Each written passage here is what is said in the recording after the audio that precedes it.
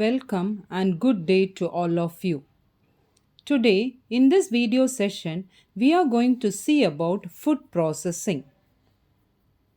Food processing is the technique used to transform raw ingredients from field into semi-finished and finished products which can be marketed. It requires good quality raw materials from either plant or animal source to be converted into attractive, marketable, and long shelf life food products. Let us see the objectives of food processing. Food processing boosts the shelf life of the food products. It prevents food contamination. It helps easy storage and transportation of foods. Food processing turns raw food materials into attractive, marketable products and provide employment to a large population. This flowchart shows the various methods of food processing. In this video, we will see in detail about the thermal processing of food materials. Thermal processing, addition of heat to the food particles. Thermal processing helps preserve food by inactivating the enzymes and destroying the microorganism which can cause spoilage of food. There are a number of types of heat processing employed by the food industry. They are blanching, pasteurization, sterilization, canning, baking, roasting, and frying. In food industry, various techniques are used for processing of food.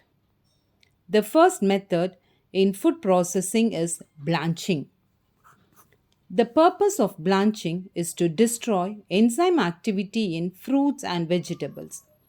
It is not intended as a sole method of preservation, but as a pre-treatment prior to freezing, drying, and canning.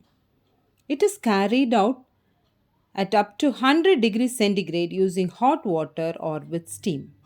The functions of blanching are to reduce surface microbial contamination, soften vegetable tissues to facilitate filling into containers, and to remove air from intracellular spaces prior to canning. In this slide, we can see how the vegetables are blanched. This slide shows how blanching is done in large scale industries and also in small scale industries. The second method in food processing is pasteurization. Pasteurization is a relatively mild heat treatment applied aiming at providing short term extension in combination with refrigeration. It is widely used throughout the food industry to destroy enzymes and to destroy relatively heat sensitive microorganisms. Usually, milk is pasteurized at a temperature from 63 degrees centigrade to 100 degrees centigrade. And this slide shows you how milk pasteurization is done in large scale industries. The third method in food processing is sterilization. It is a controlled heating process used to completely eliminate all living microorganisms, including thermoresistant spores in milk or other foods. It can be achieved by moist heat, dry heat, filtration, irradiation, and by chemical methods. The aim of sterilization is the destruction of all bacteria, including their spores. This slide shows how sterilization is done in industries. The fourth method in food processing is canning. It is a method of preserving food from spoilage by storing it in containers that are hermetically sealed and then sterilized by heat. Here you can see how food is preserved in glass bottles or in ceramic jars. This slide shows some of the canning machines used in the industry level for large scale food processing. The fifth method in food processing is baking. Baking refers to cooking food in a sealed enclosure. The oven is used for baking. This involves applying a dry convection heat to the food in a closed environment. The dry heat involved in the baking process makes the outside of the food turn brown and keeps the moisture locked in. Baking is regularly used for cooking pastries, bread, and desserts. Examples of food which might be cooked by baking are eggs, meat, chicken, vegetables, apples, cakes, and bread. This picture shows you how buns are baked in a traditional way in a bakery. This is the ovens used in large scale industries for baking purpose.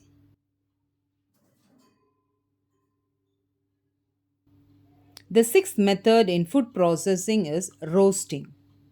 Roasting is a high heat form of baking where the food gets drier and browner on the outside by initial exposure to the temperature of over 500 Fahrenheit.